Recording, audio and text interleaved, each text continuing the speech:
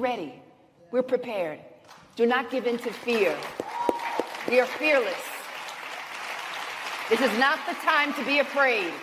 This is a time to stand up and fight back and to resist any temptation for them to divide us. We're in this together. The rule of law is on our side.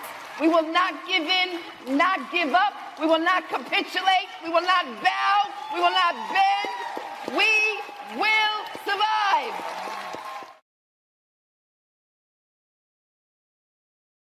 As I mentioned, Urban View Mornings yesterday, we had a caller, Roderick, in Urban View Mornings, different hosts, but on Wednesday, Thursday, Fridays, Lamont King, Dr. Greg Carr, and they had they were talking about Mamdani, who is in the news this week because they're trying to find something because he checked African American on a college application. And people are like, see, well, he was born in Uganda. And he said that there was no category that really fully gave him the expression of who he is. So he checked Asian and he checked African because he literally is an African, born in Africa, American, right? And so they're like, oh, see, listen, stop it. But somebody called up, sounded like a Republican. His name was Mo from Texas. Okay. Mad about New York and this grocery store, this government grocery store that Mamdani is proposing, which would feed people and people can come and get good prices for their groceries. And, you know, for people who are calling it socialism, yes, yes, it is. We have a lot of socialism that you have no problem with in this country. Yes. Those of you, anyway, I won't go down the list of the socialism in this country. But so this guy Mo called up and I was driving around yesterday and I said I want to talk about this on the show and I didn't get to it yesterday, so I'm gonna play it with you. Play it. Okay. Hey, have you eaten this morning? No, I haven't eaten this. Are you hungry? I could eat. I could always eat. All right, let's see if we got a tasty snack here for you. Oh wow, line 4. Well, thank you, bro. That's very charitable. Yeah, let's see. Hey, welcome to the program. Good morning. What's this? Hey, welcome. Hey, you talking to me? Yeah. Oh, hey, what's up, man? Robert De Niro, taxi driver. You're talking to me. You talking to me? Okay, sorry. Hey, who is this? All right. Who is this? Is this? Hey, can you hear me? Yes, sir. Yes, sir. How you doing? Who is this? Is this Mo? This is Mo from Texas. Hey, Mo. The guy in What's Texas. going on in the Lone Star? The guy in Texas. Okay. Hey, I was just asking a question. This Zohran guy, do you guys support him to be the mayor? Is that like who'd you say? You guys are kind of going? Who'd you say? Yeah, the Muslim guy, Zohran. Yeah, I didn't even know what you were talking about. Yeah, I'm not a citizen of I'm a Maryland New York resident. City. So do you supporting him? You're a New York registered voter, Mo? No, I'm not a New York voter at all. But I think okay. it would be terrible for New York to vote for that guy. Oh, why you say? I think he would destroy New York City. That's good. In what way? Could you give us some specifics? How would he do that? Okay, well, first of all, he's talking about what's it called? Government-run grocery stores. Yeah, and that's just a bad idea. Oh, why? Could you tell us why? Can't run a grocery store. Give us an example. Well, all right, grocery stores operate somewhere between 2 to 4% profit margin, and that's including spoilage and theft. So you really got to know what you're doing to make profit at a grocery store. You really got to be on top of it. I don't see anybody in the government that's on top of things like that. And then wait a minute, hold on. No one in the let's stay on the grocery stores for a minute, if you don't mind, Mo. No one in New York City government. When you say the government, who are you talking about? Because I would absolutely agree with you in terms of who's running the federal government right now. In fact, I would agree with you in who's running the state of Texas government. They are thoroughly incompetent when it comes to bringing prices down. But you're talking now specifically about the New York City Council or the state assembly or the governor's office or the mayor's office in New York? Is that what you mean? And if so, because that would be the only thing that would be relevant. And if that is indeed the case, who you're talking about, could you give us some specifics?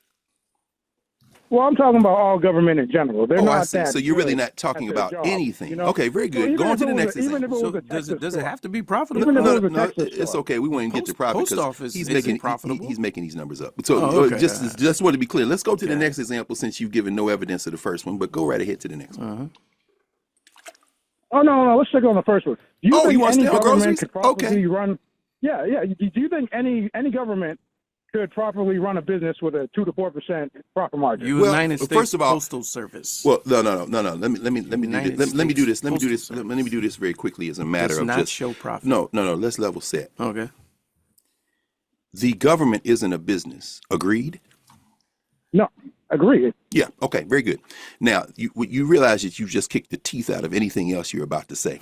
The minute you start referring to government operations as businesses, and let me think, who's probably the largest proponent of? Donald Trump, right? Okay. Yeah. The minute you start talking about government as business, you have now confused the purpose of government. But thank you for stating the fact that government isn't business. So as you said, Lamont, the job of the post office is not to make a profit, it's to deliver the mail. Mm-hmm. The job of a city-run grocery store is to feed the people, not to make a profit. So now, correct me if I'm wrong, because you've agreed with us that government is not business. Why are you using profit margins as your argument for why the government shouldn't run a business? Okay, because if you're going to run a business that's sustainable, it's not a business. 2 to 4%. It's not a business. With spoilage and all that stuff. It's not a business. It's not a business, but it's gonna run out of product, and then you're gonna have wait. What did you say? And red lines all over the place. Let me give you another example. This is an example that they're working at now with the big bullshit bill. Yeah. That would be health care. Thank you. Yeah. What in Medicaid is Medicaid more? Oh. Man, that looks like that's the end of our Is that time, it? Mo. Yeah, that's the end of Mo's Hey, time. Mo. Hey, move on to the next class. We'll come back. Yeah. See you in the hallways. So I wanted to play this. Roderick Morrow is here. That was the voice of Dr. Gray Carr, Lamont King, Urban View Mornings here on 126, 7 to 10 a.m. Eastern, for those of you who haven't tuned in. And this caller, Mo, first of all, he lives in Texas. He doesn't know anything about New York. He's calling up about this guy, which tells me that the Republican machine is pushing this information because they have, they push these talking points out. And so socialism, he's a Muslim guy, boogeyman. Oh, he's trying to, how do you run a business? And you just ran right into a trap that Dr. Carr said, I'm sure. And I was just thinking about how many people may look at this country as a business, not as government doing what government, like I said, resources and rights. That's why we elect people. At the state level, it's your governor. At the city level, it's your mayor, city council. It's at the federal level, president, House, Senate, judiciary. And those branches work on all fronts to serve you. You pay taxes. It's simple math. You pay taxes. You send money to these different state, local, and federal to deliver education, resources. Philly right now, we're going to talk about Philly. Garbage strike. The mayor is like, I'm going to give myself a raise.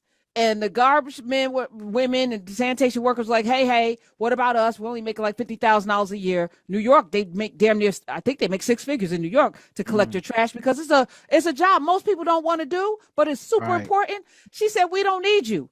So they said, okay, we're going on strike. Philly right now, shout out to Philly. Government is not business. You pay these people so that we, the people, the ordinary folk, don't suffer.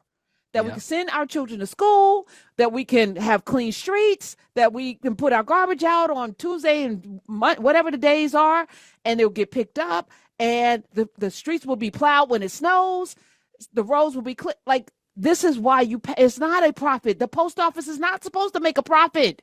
The fact that it doesn't make a profit and you still get your damn mail, we subsidize that. The fact that we're about to now send nearly $4 trillion to this government to give to billionaires, you should be in the streets. So I just want to say thank you to Dr. Carr for just making it real simple. Took the man a while. He didn't even know he walked into a trap and he kept going back. Roderick, I don't know if we're going to make it as a people. That was great. That whole setup, the way Carr was like maneuvering in and out on him, and just anticipating his answers. I don't know why that dude couldn't sense the trap coming. That's always a weird thing to me when people are talking and they can't feel the rhythm of the conversation turning into a spider's web. It's like you can't tell that you need to actually think before the next thing you say because he's already anyway. The other thing I would add too is, and I was thinking about this over the last few weeks, I think one of the mistakes we make as a society in America is we don't look at government as a community. We look at it as an entity, like a thing that's doing stuff to us.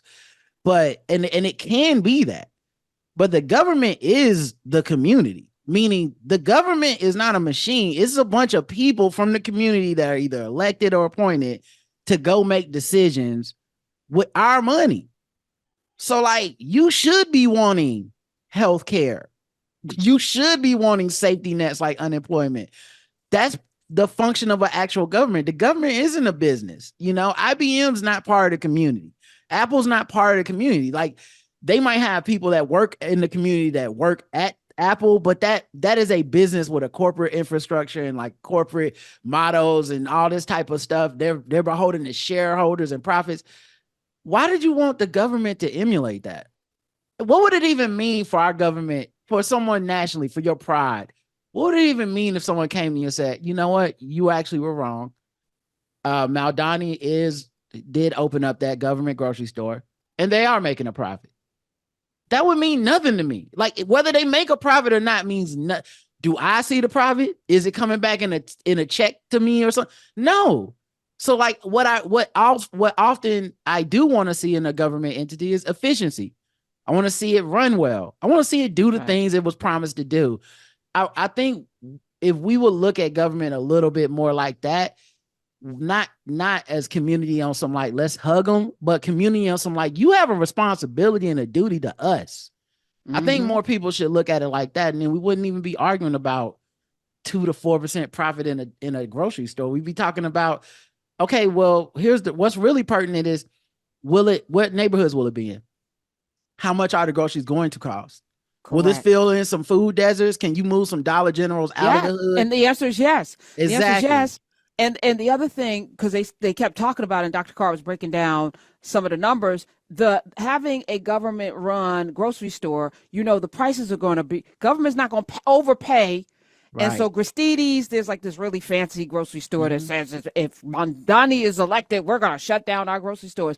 And somebody called in and said, good, it's overpriced anyway. I won't even buy a bottle of water out of it. But now you're going to have to compete with the lower prices because as a consumer, I know what it's going to cost because I've shopped at the government-run grocery store and I know what the prices are supposed to be. We know their price gouging. Correct. Like, we know that the money's not trickling down to employees and their healthcare benefits.